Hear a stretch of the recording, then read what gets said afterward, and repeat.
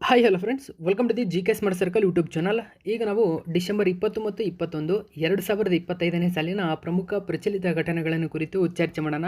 ನಿಮಗೆಲ್ಲ ಗೊತ್ತಿರಲಿ, ಪ್ರತಿದಿನ ನಾನು ಕನ್ನಡದ ಪ್ರಜಾವಾಣಿ ಸೇರಿದಂತೆ ಕನ್ನಡದ ಇತರ ಎಲ್ಲ ನ್ಯೂಸ್ ಪೇಪರ್ಗಳು, ಇಂಗ್ಲೀಷ್ನ ದಿ ಹಿಂದೂ ಮತ್ತು ಇಂಗ್ಲೀಷ್ನ ಇತರ ಎಲ್ಲ ನ್ಯೂಸ್ ಪೇಪರ್ಗಳ ಜೊತೆಗೆ ಕೇಂದ್ರ ಸರ್ಕಾರ ಪ್ರತಿದಿನ ಅಪ್ಡೇಟ್ ಮಾಡುವಂತಹ PIB ನ್ಯೂಸ್ ಪೇಪರ್ನ ಪ್ರಮುಖ ಪ್ರಚಲಿತ ಘಟನೆಗಳನ್ನು ನಿಮ್ಮ ಮುಂದೆ ತರ್ತಾ ಇರ್ತೀನಿ. ಹಾಗಾದರೆ ಇವತ್ತಿನ ಕ್ವಶ್ಚನ್ ನಂಬರ್ 1 ಏನಿದೆ ಅಂತ ನೋಡೋಣ ಬನ್ನಿ. ಗಮನಿಸಿ 1ನೇ ಕ್ವಶನ್. ಇತ್ತೀಚೆಗೆ ಕೇಂದ್ರ ಸರ್ಕಾರವು ನೋಡಿ ಸಿಲಿಸೇರ್ ಸರೋವರವನ್ನು ಭಾರತದ 96ನೇ ರಾಮ್ಸರ್ ತಾಣವೆಂದು ಘೋಷಣೆ ಮಾಡಿದೆ. ಹಾಗಾದರೆ ಈ ಸರೋವರ ಭಾರತದ ಕೆಳಗಿನ ಯಾವ ರಾಜ್ಯದಲ್ಲಿ ಕಂಡುಬರುತ್ತದೆ? ಸರಿಯಾದಂಥ ಉತ್ತರ ರಾಜಸ್ಥಾನ. ಆಪ್ಷನ್ ನಂಬರ್ 2 ಸರಿಯಾಗಿದೆ.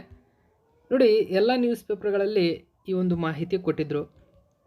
ಹೊಸದಾಗಿ ರಾಮ್ಸರ್ ತಾಣಗಳನ್ನು ಗುರುತಿಸಲಾಗಿದೆ. ಹಾಗಾದರೆ ಅವು ಯಾವ್ಯಾವು, ಈ ಡೀಟೇಲ್ಸನ್ನು ನಾವು ತಿಳ್ಕೋಣ. ನೋಡಿ, ಭಾರತವು ರಾಮ್ಸರ್ ಪಟ್ಟಿಗೆ ಇನ್ನೂ 2 ಜೌಗು ಪ್ರದೇಶಗಳನ್ನು ಸೇರಿಸಿದ್ದು ಒಟ್ಟು ಜೌಗು ಪ್ರದೇಶಗಳ ಸಂಖ್ಯೆ 96ಕ್ಕೆ ಏರ್ಪಡೆಯಾಗಿದೆ. ಅಂದರೆ ಮುಖ್ಯವಾಗಿ ರಾಜಸ್ಥಾನದಲ್ಲಿ ಕಂಡುಬರುವ ಸಿಲಿಸೇರ್ ಸರೋವರ ಮತ್ತು ಛತ್ತೀಸ್ಗಢದ ಕೋಪ್ರಾ ಜಲಾಶಯ ಇವೆರಡನ್ನು ಈಗ ತೇವಭೂಮಿಗಳ ಪಟ್ಟಿಗೆ ಅಥವಾ ರಾಮ್ಸರ್ ಪಟ್ಟಿಗೆ ಸೇರ್ಪಡೆಗೊಳಿಸಲಾಗಿದೆ. ಹಾಗಾದರೆ ಸಿಲಿಸೇರ್ ಸರೋವರದ ಬಗ್ಗೆ ಸ್ವಲ್ಪ ಮಾಹಿತಿ ತಿಳ್ಕೊಳ್ಳೋಣ. ಇದು ರಾಜಸ್ಥಾನ ರಾಜ್ಯದ ಆಲ್ವಾರ್ ಜಿಲ್ಲೆಯಲ್ಲಿ ಕಂಡುಬರ್ತಕ್ಕಂಥ ಪೈತ್ಪುರ ಎಂಬತಕ್ಕಂಥ ಸ್ಥಳದಲ್ಲಿ ಕಂಡುಬರುತ್ತದೆ. ಈ ಸ್ಥಳವು ಅರೆ ಶುಷ್ಕ ವಲಯದಲ್ಲಿದೆ ಮತ್ತು ಸಾರಸ್ಕ ಹುಲಿ ಅಭಯಾರಣ್ಯ ಏನಿದೆ ನೋಡಿ, ಇದು ತುಂಬಾ ಇಂಪಾರ್ಟೆಂಟ್ ಆಗುತ್ತೆ. ಈ ಬಫರ್ ಪ್ರದೇಶದಲ್ಲಿ ಕಂಡುಬರುತ್ತದೆ. ಇದು ಮಾನವ ನಿರ್ಮಿತ ಜೌಗು ಪ್ರದೇಶ. ನೋಡಿ, ಇದು ಗಮನಿಸಬೇಕು ನೀವು. ಇದು ಮಾನವ ನಿರ್ಮಿತ ಜೌಗು ಪ್ರದೇಶವಾಗಿದ್ದು ಕ್ರಿಸ್ತಶಕ 1845ರಲ್ಲಿ ಮಹಾರಾಜರಾದ ವಿನಯ್ ಸಿಂಗ್ ಅವರ ರೂಪೆರಲ್ ನದಿಯ ಉಪನದಿಯಾಗಿ ಅಡ್ಡಲಾಗಿ ಇದನ್ನು ನಿರ್ಮಿಸ್ತಾರೆ. ಇಲ್ಲಿ ಕಂಡುಬರ್ತಕ್ಕಂಥ ಜೀವ ವೈವಿಧ್ಯ ನೋಡೋದಾದರೆ ಇಲ್ಲಿ ಈಜಿಪ್ಟಿನ ರಣಹದ್ದು, ಕಪ್ಪು ಕೊಕ್ಕರೆ, ಹುಲಿ, ಭಾರತೀಯ ಪ್ಯಾಂಗೋಲಿನ್, ಚಿರತೆ, ಸಾಂಬಾರ್ಗಳು ಕಂಡುಬರ್ತಕ್ಕಂಥ ಪ್ರಮುಖ ಜೀವ ವೈವಿಧ್ಯ ತಾಣವಾಗಿದೆ. ರಾಮ್ಸರ್ ಪಟ್ಟಿ ನಾವು ನೋಡೋದಾದರೆ 1971ರಲ್ಲಿ ಇರಾನ್ನ ರಾಮ್ಸರ್ ಎಂಬತಕ್ಕಂಥ ಸ್ಥಳದಲ್ಲಿ ಜೌಗು ಪ್ರದೇಶಗಳ ರಕ್ಷಣೆಗೆ ಸಮಾವೇಶವನ್ನು ನಡೆಸಲಾಯಿತು.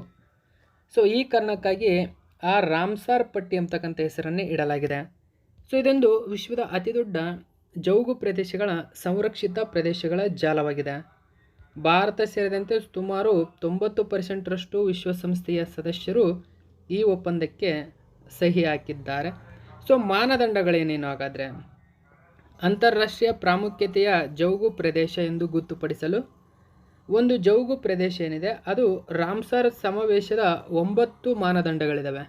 ಈ 9 ಮಾನದಂಡಗಳಲ್ಲಿ ಒಂದನ್ನಾದರೂ ಕನಿಷ್ಠ ಅದು ಪೂರೈಸಿರಬೇಕು. ಅಂದರೆ ಆ ಒಂದು ಜೌಗು ಪ್ರದೇಶ ಪೂರೈಸಿದರೆ ಮಾತ್ರ ಅದಕ್ಕೆ ರಾಮ್ಸರ್ ತಾಣ ಎಂಬ ಬಿರುದನ್ನು ಕೊಡಲಾಗುತ್ತದೆ. ಓಕೆ, ಇನ್ನು 2ನೇ ಕ್ವಶನ್ ನೋಡಿ. ದಿ ಬ್ಯಾಂಕರ್ ಮ್ಯಾಗಝಿನ್ ಕೆಳಗಿನ ಯಾವ ಬ್ಯಾಂಕನ್ನು 2025ರ global bank of the year ಎಂದು ಹೆಸರಿಸಿದೆ? ನೋಡಿ, global bank of the year 2025 ಯಾವುದು ಅಂತ ಕೇಳಿದರೆ DBS. ಸೊ ಮೋಸ್ಟ್ ಇಂಪಾರ್ಟೆಂಟ್ ಆಗುತ್ತೆ. ವಿಶ್ವದ ಅತ್ಯಂತ ಮೌಲ್ಯಯುತ ಬ್ಯಾಂಕ್ ಎಂಬ ಹೆಗ್ಗಳಿಕೆಗೆ ಇದೀಗ DBS ಬ್ಯಾಂಕ್ ಪಾತ್ರವಾಗಿದೆ. ಹಾಗಾದರೆ ಏನಿದು DBS? ನೋಡಿ, global bank of the year ಪ್ರಶಸ್ತಿ ಪಡೆದ DBS. ಸೊ DBS ಬ್ಯಾಂಕು ಹೆಚ್ಚಿನ ಡೀಟೇಲ್ಸ್ ನಾವು ಇದರ ಬಗ್ಗೆ ತಿಳ್ಕೊಳ್ಳೋಣ. ಕನ್ನಡದ ನ್ಯೂಸ್ ಪೇಪರಲ್ಲಿ ಕೊಟ್ಟಿದ್ದರು. ದಿ ಫೈನಾನ್ಷಿಯಲ್ ಟೈಮ್ಸ್ನ ಪ್ರಕಟಣೆಯಾದ ದಿ ಬ್ಯಾಂಕರ್ ಏನಿದೆ ತನ್ನ ಪ್ರತಿಷ್ಠಿತ ಬ್ಯಾಂಕರ್ ಆಫ್ ದ ಇಯರ್ ಪ್ರಶಸ್ತಿಯನ್ನು DBS ಬ್ಯಾಂಕನ್ನು ಆಯ್ಕೆ ಮಾಡಿದೆ. ಓಕೆ, 2018 ಮತ್ತು 2021ರಲ್ಲಿ ಗೆಲುವುಗಳ ನಂತರ DBS 3ನೇ ಬಾರಿಗೆ ಅತ್ಯುನ್ನತ ಜಾಗತಿಕ ಪುರಸ್ಕಾರವನ್ನು ಸ್ವೀಕರಿಸಿದೆ. ನೋಡಿ, DBS ಬ್ಯಾಂಕ್ ಏನಿದೆ ಆಲ್ರೆಡಿ 2018 ಮತ್ತು 2021ರಲ್ಲಿ ಈ ಬ್ಯಾಂಕ್ ಆಫ್ ದ ಇಯರ್ ಪ್ರಶಸ್ತಿಯನ್ನು ಪಡೆದುಕೊಂಡಿತ್ತು. ಓಕೆ, ಈ ನಂತರ 3ನೇ ಬಾರಿಗೆ ಈ ಅತ್ಯುನ್ನತ ಜಾಗತಿಕ ಪುರಸ್ಕಾರಕ್ಕೆ ಪಾತ್ರವಾಗಿದೆ. ನೋಡಿ, ಗೌರವಾನ್ವಿತ global bank of the year ಪ್ರಶಸ್ತಿಯ ಜೊತೆಗೆ DBS ಹಲವಾರು ಇತರೆ ಮಹತ್ವದ ಗೌರವಗಳನ್ನು ಪಡೆದುಕೊಂಡಿದೆ. ಅದು Asia bank of the year, Singapore bank of the year, investment bank of the year Asia, ಹಣಕಾಸು ಸಂಸ್ಥೆಗಳ ಗುಂಪಿಗೆ ವರ್ಷದ ಇನ್ವೆಸ್ಟ್ಮೆಂಟ್ ಬ್ಯಾಂಕ್ ಎಂಬ ಹೆಗ್ಗಳಿಕೆ ಈ ವರ್ಷ ಪಾತ್ರವಾಗಿರತಕ್ಕಂಥದ್ದು. ಓಕೆ, ಇನ್ನು ಸಿಂಗಾಪುರದಲ್ಲಿ ಪ್ರಧಾನ ಕಚೇರಿಯನ್ನು ಹೊಂದಿರತಕ್ಕಂಥ DBS ಏಷ್ಯಾದ ಪ್ರಮುಖ ಹಣಕಾಸು ಸೇವಾ ಗುಂಪಾಗಿದೆ.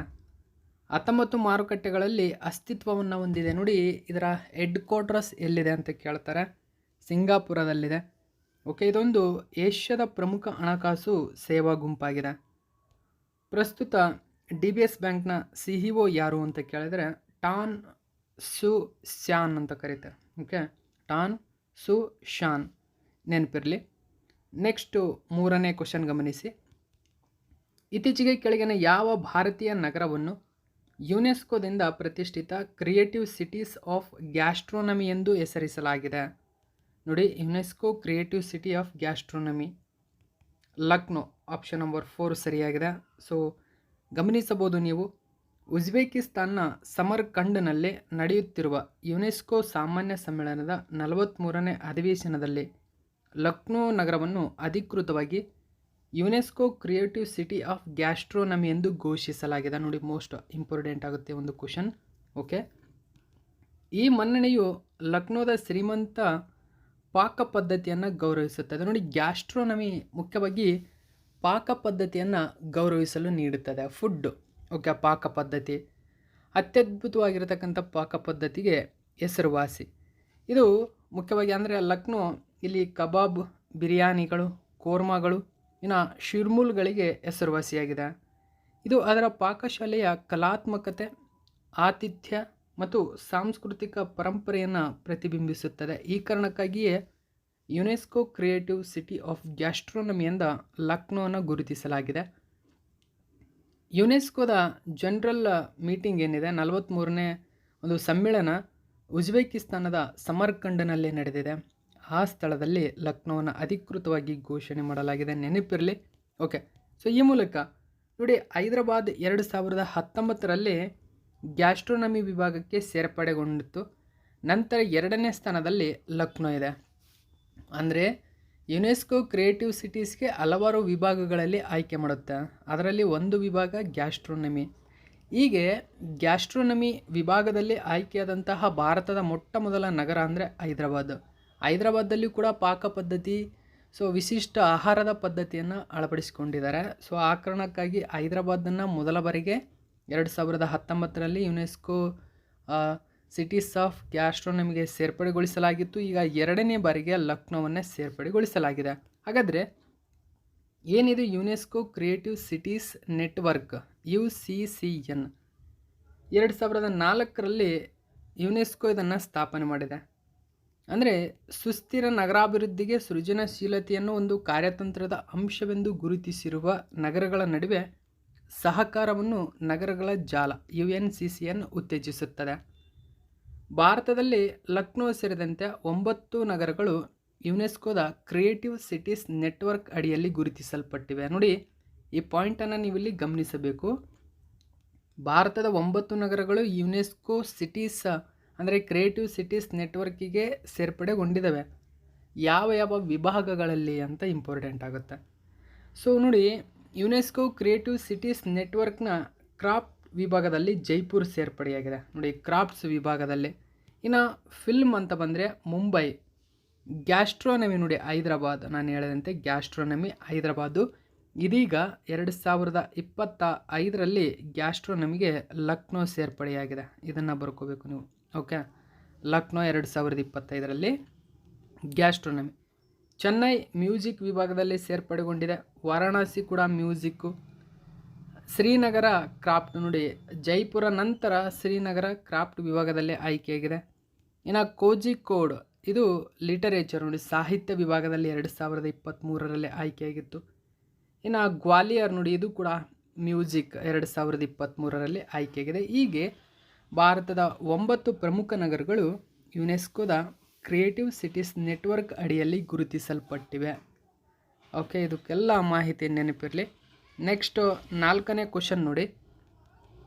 ದಿ ಟೈಮ್ಸ್ ಮ್ಯಾಗ್ಝಿನ್ನ 2025ರ ವರ್ಷದ ವ್ಯಕ್ತಿ ನೋಡಿ, 2025 ಪರ್ಸನ್ ಆಫ್ ದ ಇಯರ್ ಎಂದು ಕೆಳಗಿನ ಯಾವುದನ್ನು ಆಯ್ಕೆ ಮಾಡಲಾಗಿದೆ? ನೋಡಿ 2025 person of the year most important ಆಗುತ್ತೆ. ಸೊ ಅದಕ್ಕೆ ಸರಿಯಾಗಿರ್ತಕ್ಕಂಥ ಉತ್ತರ ಆರ್ಕಿಟೆಕ್ಟ್ಸ್ ಆಫ್ ಎ ಐ. ನೋಡಿ, ಆರ್ಕಿಟೆಕ್ಟ್ಸ್ ಆಫ್ ಎ ಐ ಎಂಬುದು ವ್ಯಕ್ತಿ ಎಂದು ಆಯ್ಕೆ ಮಾಡಿದೆ. ಆರ್ಕಿಟೆಕ್ಟ್ ಎ ಐ ನೋಡಿ, ಮುಖ್ಯವಾಗಿ ಆರ್ಟಿಫಿಷಿಯಲ್ ಇಂಟೆಲಿಜೆನ್ಸಲ್ಲಿ ತೊಡಗಿರುವಂತಹ ವ್ಯಕ್ತಿಗಳನ್ನು ಗೌರವಿಸಲು, ಅಂದರೆ ಆ ವ್ಯಕ್ತಿಗಳು 2025ರಲ್ಲಿ ಹೆಚ್ಚಿನ ಹುಡುಕಾಟದಲ್ಲಿದ್ದಾರೆ. 2024 ಮತ್ತು 25ನೇ ಸಾಲಿನಲ್ಲಿ ಆ ಕಾರಣಕ್ಕಾಗಿ ಈ ವ್ಯವಸ್ಥೆಯನ್ನು ಘೋಷಣೆ ಮಾಡಲಾಗಿದೆ. ಮೋಸ್ಟ್ ಇಂಪಾರ್ಟೆಂಟ್ ಆಗುತ್ತೆ. The architects of A I R times 2025 person of the year. Okay, ಘೋಷಣೆ ಮಾಡಿರ್ತಕ್ಕಂಥದ್ದನ್ನು ಗಮನಿಸಬೇಕು ನೀವು. ಇದು ಕೂಡ ಇಂಪಾರ್ಟೆಂಟ್ ಆಗುತ್ತೆ, ನೆನಪಿರಲಿ. ನೋಡಿ, ಅಂದರೆ ಕಳೆದ ವರ್ಷ ಪ್ರಪಂಚದ ಮೇಲೆ ಗಾಢವಾದ ಪ್ರಭಾವ ಬೀರಿದಂತಹ ವ್ಯಕ್ತಿ, ಆ ಒಂದು ಗುಂಪು ಅಥವಾ ಯಾವುದೇ ಒಂದು ವಸ್ತು ಆಗಿರಬಹುದು, ಆ ವಸ್ತುವನ್ನು ಘೋಷಣೆ ಮಾಡಲಾಗುತ್ತದೆ. ನೋಡಿ, ವರ್ಷದ ವ್ಯಕ್ತಿ ಅಂತ ಮೆನ್ಷನ್ ಮಾಡಿದರೆ ಇದು ವ್ಯಕ್ತಿಯನ್ನು ಮಾತ್ರ ಗುರುತಿಸಲ್ಲ.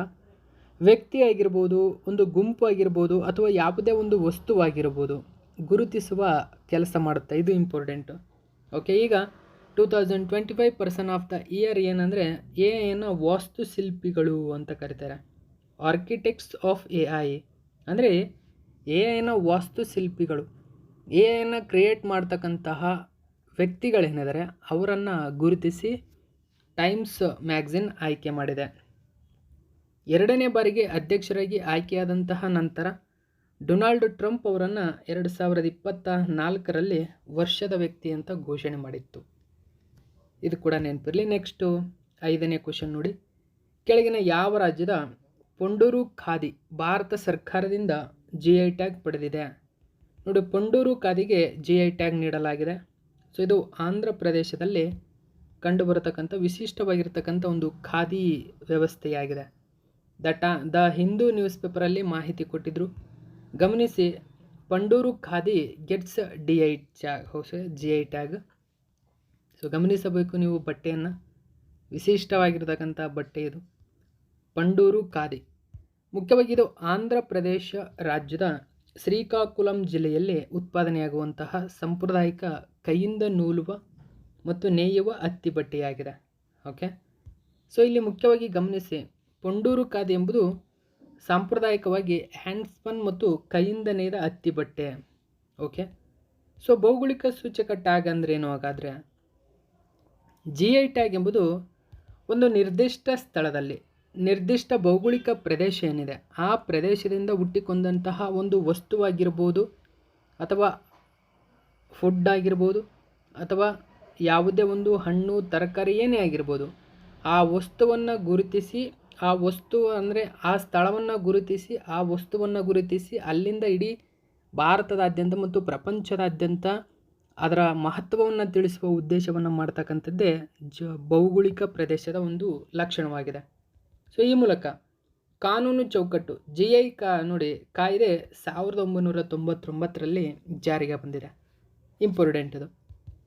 ಹಾಗಾದರೆ ಆ ಆಡಳಿತ ಅಧಿಕಾರ ಯಾರಿಗಿದೆ ಅಂದರೆ ಈ GI ಟ್ಯಾಗ್ ಕೊಡ್ತಕ್ಕಂಥ ಅಧಿಕಾರ ಯಾರಿಗಿದೆ?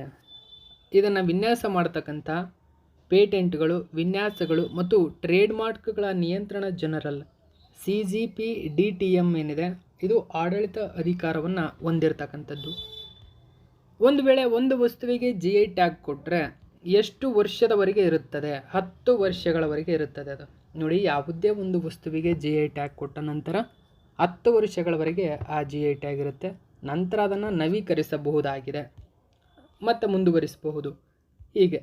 ಓಕೆ, ನೆಕ್ಸ್ಟ್ ನೋಡಿ, ಇತ್ತೀಚೆಗೆ ನವೆಂಬರ್ 2025 ICC ಮಹಿಳಾ ಆಟಗಾರ್ತಿಯಾಗಿ ಯಾರನ್ನು ಆಯ್ಕೆ ಮಾಡಲಾಗಿದೆ?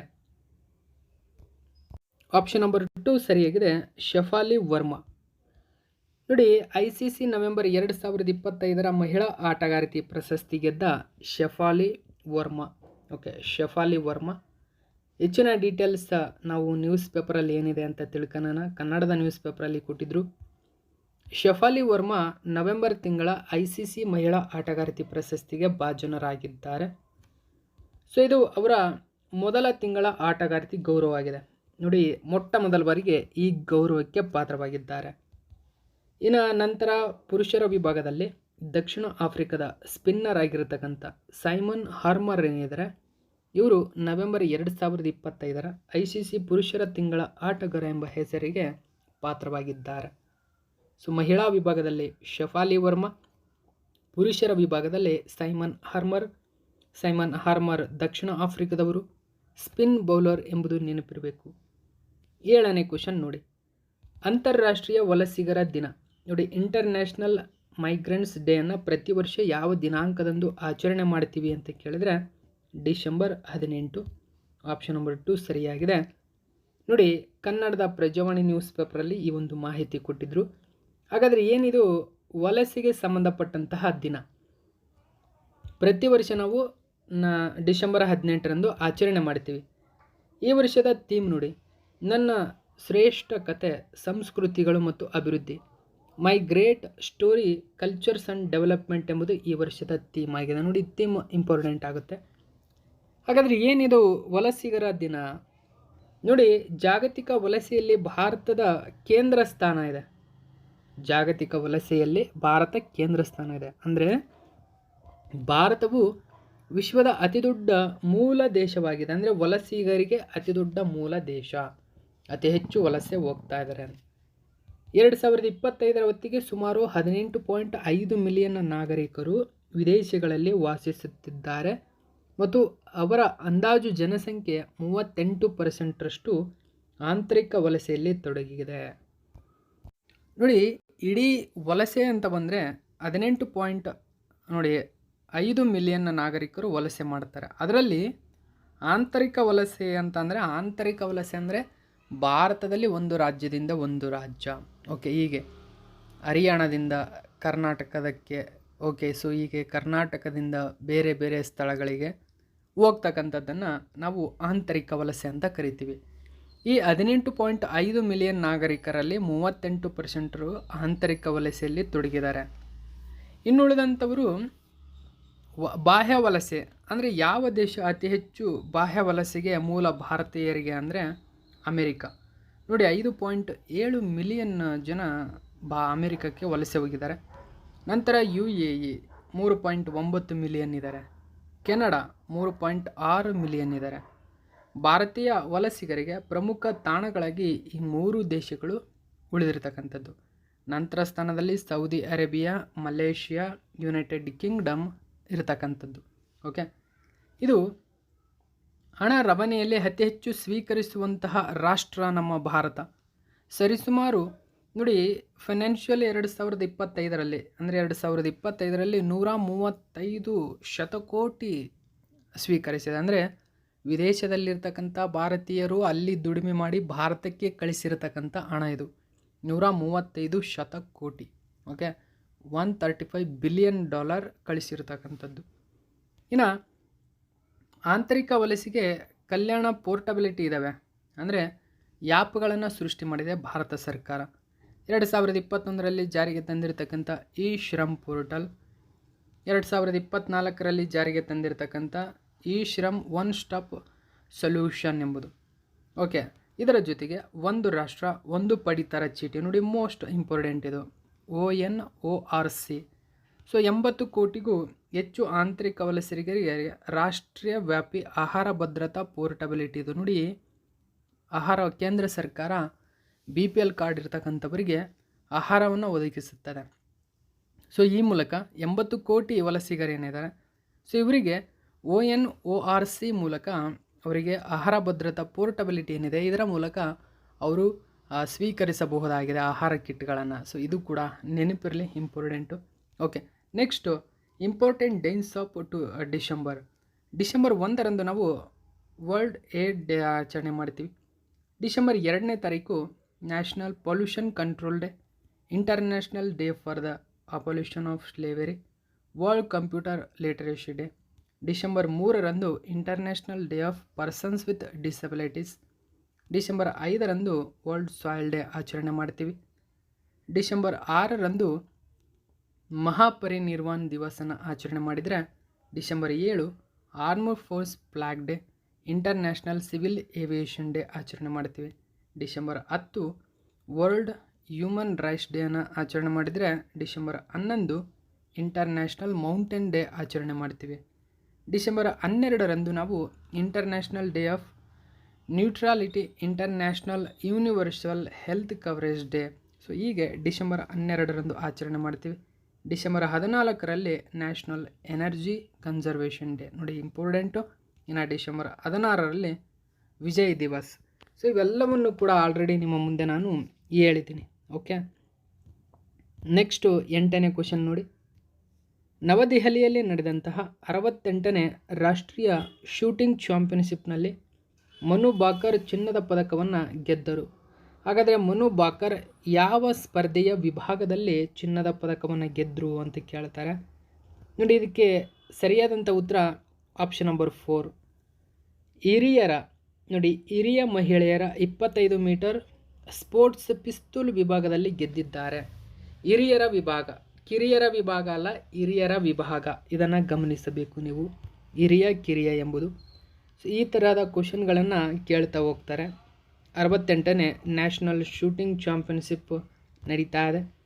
ಓಕೆ, ಹೆಚ್ಚಿನ ಡೀಟೇಲ್ಸ್ ಏನಿದೆ ಅಂತ ನಾವು ನೋಡೋಣ. ನವದೆಹಲಿಯಲ್ಲಿ ನಡೆದಿದೆ 68ನೇ ರಾಷ್ಟ್ರೀಯ ಶೂಟಿಂಗ್ ಚಾಂಪಿಯನ್ಶಿಪ್.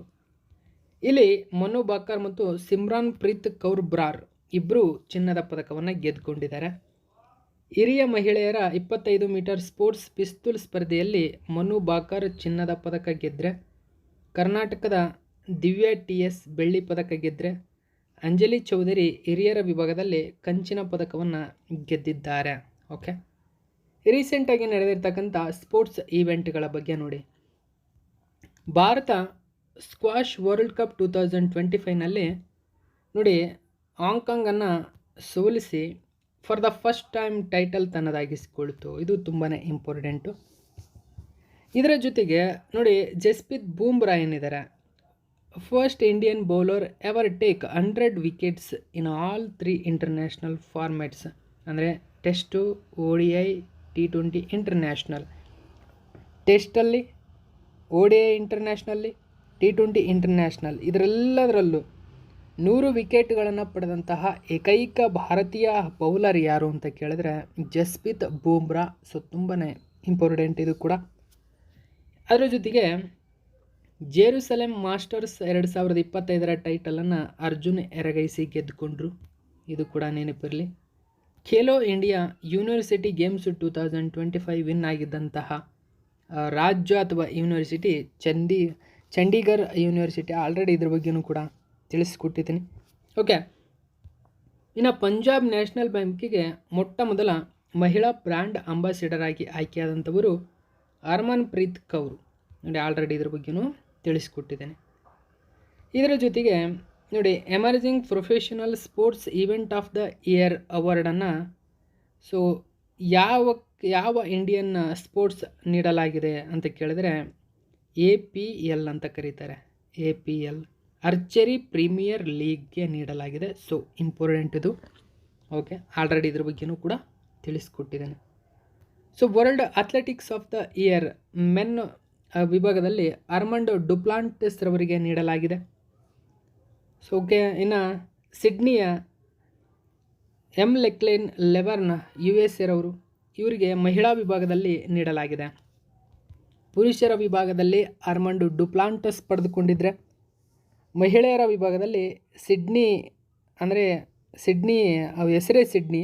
ಓಕೆ, ಸಿಡ್ನಿ ಲೆಗ್ಲಿನ್ ಲೆವರ್ನ್ ಅಂತ ಕರೀತಾರೆ. ಓಕೆ, ಸೊ USA ದೇಶದವರು ಇವರು. ಅಮೇರಿಕದ ಸಿಡ್ನಿ ಮೆಗ್ಲೆನ್ ಲೆವರ್ನ್ ಅವರಿಗೆ ನೀಡಿದರೆ, ಓಕೆ, ಆರ್ಮಂಡ್ ಡುಪ್ಲಾಂಟಸ್ ಪುರುಷ ವಿಭಾಗದಲ್ಲಿ ಪಡೆದುಕೊಂಡಿದ್ದಾರೆ. ಇನ್ನು world skills Asia competition index ಇದೆ, ಇದು ಭಾರತ 8ನೇ ಸ್ಥಾನದಲ್ಲಿದೆ. ಸೊ ಇದು ಕೂಡ ನೆನಪಿರಲಿ. ನಾ CNN news 18 Indian of the year 2025 award ಜೈಶಾರ್ ಅವರಿಗೆ ನೀಡಿ ಗೌರವಿಸಲಾಗಿದೆ. ಸೊ ಇವು ರೀಸೆಂಟಾಗಿ, ಅಂದರೆ ಮುಖ್ಯವಾಗಿ ಡಿಸೆಂಬರ್ ತಿಂಗಳಲ್ಲಿ ಆಗಿರತಕ್ಕಂಥ ಮತ್ತು ನವೆಂಬರ್ ತಿಂಗಳಲ್ಲಿ ಆಗಿರತಕ್ಕಂಥ ಪ್ರಮುಖ ಸ್ಪೋರ್ಟ್ಸ್ ಈವೆಂಟ್ಗಳ ಪ್ರಶಸ್ತಿಗಳ ಪಟ್ಟಿಯಾಗಿದೆ. ಓಕೆ, ಇವು ಕೂಡ ಇಂಪಾರ್ಟೆಂಟ್. ನೆಕ್ಸ್ಟು 9ನೇ ಕ್ವಶನ್ ನೋಡಿ. ಇತ್ತೀಚೆಗೆ 2025ನೇ ಸಾಲಿನ 8ನೇ ಆವೃತ್ತಿಯ ಏಕತಾ ವ್ಯಾಯಾಮ ಆರಂಭಗೊಂಡಿದೆ.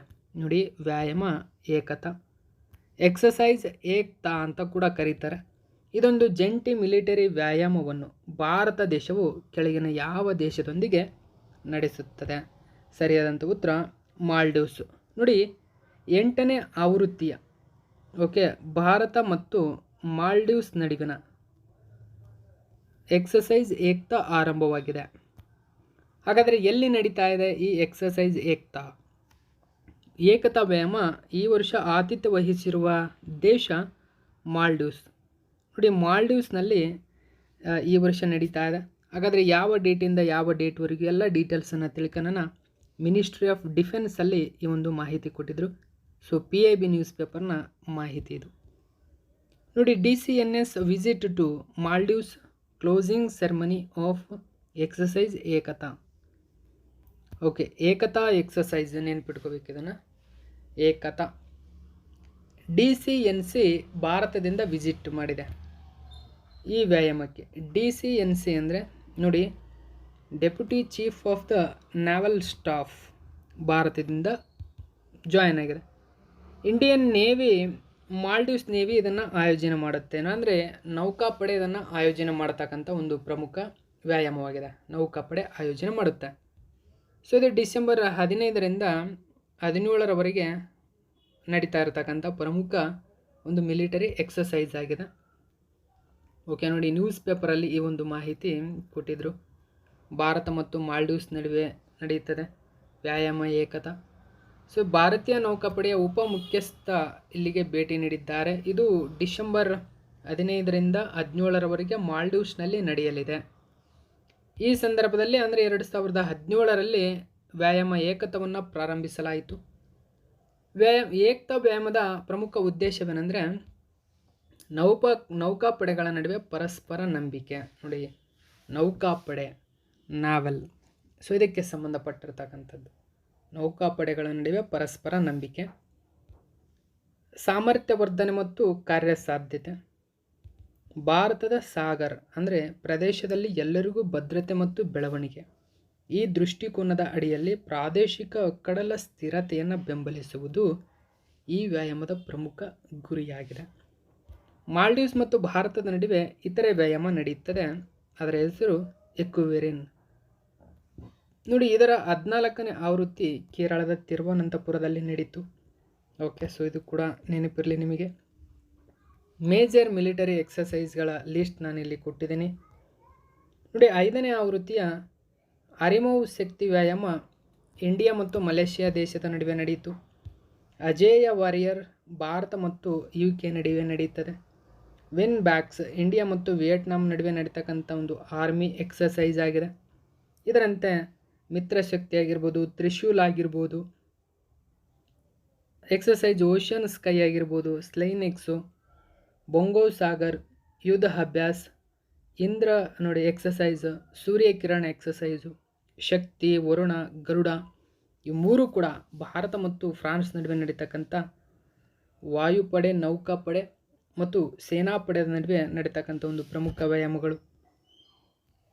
ಸೊ ಈ ರೀತಿಯಾಗಿ ಪ್ರಮುಖ ವ್ಯಾಯಾಮಗಳನ್ನು ಭಾರತ ವಿವಿಧ ದೇಶಗಳೊಂದಿಗೆ ನಡೆಸುತ್ತದೆ. ನೋಡಿ, ಶಿನ್ಯು, ಮೈತ್ರಿ, ಧರ್ಮ ಗಾರ್ಡಿಯನ್, ವೀರ್ ಗಾರ್ಡಿಯನ್, ಜೈಮೆಕ್ಸ್ ಎಂಬತಕ್ಕಂಥದ್ದು ಭಾರತ ಮತ್ತು ಜಪಾನ್ ನಡುವೆ ನಡೀತಕ್ಕಂಥ ಒಂದು ಪ್ರಮುಖ ವ್ಯಾಯಾಮ. ಎಕ್ಸಸೈಸ್ ಮೈತ್ರಿ ಭಾರತ ಮತ್ತು ಥೈಲ್ಯಾಂಡ್ ನಡುವೆ ನಡೀತದೆ, ಮೈತ್ರಿ. ಇನ್ನು ಸಮುದ್ರ ಶಕ್ತಿ ಎಂಬತಕ್ಕಂಥ ವ್ಯಾಯಾಮ ಭಾರತ ಮತ್ತು ಇಂಡೋನೇಷ್ಯಾ ದೇಶದ ನಡುವಿನ ಈ ನೌಕಾಪಡೆ ವ್ಯಾಯಾಮವಾಗಿದೆ, ನಾವೆಲ್ ಎಕ್ಸಸೈಸ್ ಆಗಿದೆ ಇದು ಕೂಡ.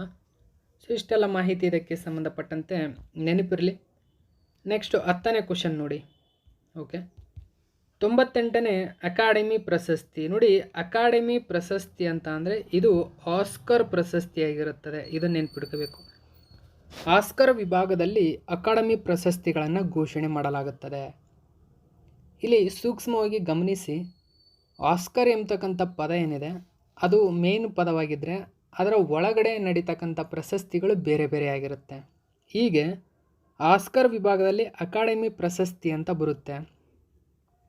ಇದು 98ನೇ ಅಕಾಡೆಮಿ ಪ್ರಶಸ್ತಿ, ಅಥವಾ ನೀವು ಆಸ್ಕರ್ಸ್ 98th ಅಕಾಡೆಮಿ ಪ್ರಶಸ್ತಿ ಅಂತ ಮೆನ್ಷನ್ ಮಾಡ್ಕೋಬೋದು. ಈ ಪ್ರಶಸ್ತಿಯಲ್ಲಿ ಅತ್ಯುತ್ತಮ ಅಂತಾರಾಷ್ಟ್ರೀಯ ಚಲನಚಿತ್ರ ವಿಭಾಗಕ್ಕೆ ಈ ಕೆಳಗಿನ ಯಾವ ಚಲನಚಿತ್ರ ಆಯ್ಕೆಯಾಗಿದೆ? ನೋಡಿ, ಭಾರತದಿಂದ ಓಮ್ ಬೌಂಡ್ ಆಯ್ಕೆಯಾಗಿದೆ. ಮೋಸ್ಟ್ ಇಂಪಾರ್ಟೆಂಟ್ ಆಗುತ್ತೆ ಒಂದು. ಓಕೆ, ಓಮ್ ಬೌಂಡ್ ನೋಡಿ, ಇಂಡಿಯನ್ ಫಿಲ್ಮ್ ಆಗಿರತಕ್ಕಂಥ Homebound short listed for best international future film at Oscar 2026. So ಗಮನಿಸಬಹುದು, ನಾನು ಹೇಳಿದಂತೆ ಅಕಾಡೆಮಿ ಪ್ರಶಸ್ತಿ ಅಂದರೆ ಅದೊಂದು ಆಸ್ಕರ್ ವಿಭಾಗದಲ್ಲಿ ಕಂಡುಬರ್ತಕ್ಕಂಥ ಒಂದು ಇಂಟರ್ನ್ಯಾಷನಲ್ ಪ್ರಶಸ್ತಿಯ ಮಟ್ಟವಾಗಿದೆ. ಸೊ ಹೀಗೆ ಭಾರತದ ಓಮ್ ಬೌಂಡ್ ಎಂಬತಕ್ಕಂಥ ಒಂದು ಚಲನಚಿತ್ರ ಏನಿದೆ ಶಾರ್ಟ್ ಲಿಸ್ಟ್ ಆಗಿದೆ. ಓಕೆ, ಅಂದರೆ ನಾಮನಿರ್ದೇಶನಗೊಂಡಿರ್ತಕ್ಕಂಥದ್ದು best international future film at Oscars ವಿಭಾಗದಲ್ಲಿ. ಓಕೆ, ಸೊ ಗಮನಿಸಬೇಕು ನೀವು ಓಮ್ ಬೌಂಡ್ ಮೂವಿಯನ್ನು. 98ನೇ ಅಕಾಡೆಮಿ ಪ್ರಶಸ್ತಿಗಳಲ್ಲಿ ಅತ್ಯುತ್ತಮ ಅಂತಾರಾಷ್ಟ್ರೀಯ ಚಲನಚಿತ್ರ ವಿಭಾಗಕ್ಕೆ ಭಾರತೀಯ ಚಲನಚಿತ್ರ ಓಮ್ ಬೌಂಡ್ ಆಯ್ಕೆಯಾಗಿದೆ. ಸೊ ಇದರ ನಿರ್ದೇಶಕರು ಯಾರು ಅಂತ ಕೇಳಿದರೆ ನೀರಜ್ ಗವಾನ್. ಓಕೆ, 2026ರ ಆಸ್ಕರ್ ಪ್ರಶಸ್ತಿಯ ಅಂತಾರಾಷ್ಟ್ರೀಯ ಚಲನಚಿತ್ರ ವಿಭಾಗದಲ್ಲಿ ಅಂತಿಮ ನಾಮನಿರ್ದೇಶನಗಳಿಗೆ ಅರ್ಹತೆ ಪಡೆದ 15 ಚಿತ್ರಗಳಲ್ಲಿ ಒಂದಾಗಿದೆ. ಶಾರ್ಟ್ ಲಿಸ್ಟ್ ಮಾಡಲಾದಂತಹ ವಿಭಾಗಗಳಲ್ಲಿ ಅಂತಿಮ ನಾಮನಿರ್ದೇಶನಗಳ ಅಧಿಕೃತ ಪಟ್ಟಿಯನ್ನು ಜನವರಿ 22, 2026ರಂದು ಪ್ರಕಟಿಸಲಾಗಿದೆ. 98ನೇ ಅಕಾಡೆಮಿ ಪ್ರಶಸ್ತಿ ಪ್ರದಾನ ಸಮಾರಂಭ ಮಾರ್ಚ್ 15, 2026ರಂದು ನಡೆಯಲಿದೆ. ಸೊ ಇದನ್ನು ಕೂಡ ಗಮನಿಸಬೇಕು. ಓಕೆ, ಸೊ ಇದುವರೆಗೂ ಕರೆಂಟ್ ಅಫೇರ್ಸನ್ನು ನೋಡಿದರೆ ಈಗ ಇವತ್ತಿನ ಪ್ರಶ್ನೆಗಳು ನಿಮಗಾಗಿ. ಸೊ ಪ್ರತಿಯೊಬ್ಬರು ಇದಕ್ಕೆ ಆನ್ಸರ್ ಮಾಡಲೇಬೇಕು. ಒಂದೇ ನೋಡಿ, ಖೇಲೋ ಇಂಡಿಯಾ ಯೂನಿವರ್ಸಿಟಿ ಗೇಮ್ಸ್ 2025 ಗೆದ್ದಂತಹ ತಂಡ ಯಾವುದು? ಸೊ ಇದಕ್ಕೆ ಆನ್ಸರ್ ಮಾಡ್ತೀರಾ ಅಂದ್ಕೊಂಡಿದ್ದೀನಿ. ಎರಡನೇದಾಗಿ, ಅಂತಾರಾಷ್ಟ್ರೀಯ ವಲಸಿಗರ ದಿನ ಏನಿದೆ ಇದರ ಥೀಮ್ ಏನು? ಇವೆರಡೂ ಕೂಡ ಆಲ್ರೆಡಿ ಆನ್ಸರ್ ತಿಳ್ಕೊಂಡಿದ್ದೀರಾ. ಸೊ ಪ್ರತಿಯೊಬ್ಬರು ಇವಕ್ಕೆ ಆನ್ಸರ್ ಮಾಡಿ. ಇದು ಇವತ್ತಿನ ಪ್ರಮುಖ ಪ್ರಚಲಿತ ಘಟನೆ. ಇದೇ ತರಹದ ಮಾಹಿತಿಯೊಂದಿಗೆ ಮತ್ತೆ ನಿಮ್ಮನ್ನು ಭೇಟಿ ಆಗ್ತೀನಿ. Thank you so much for watching my video friends.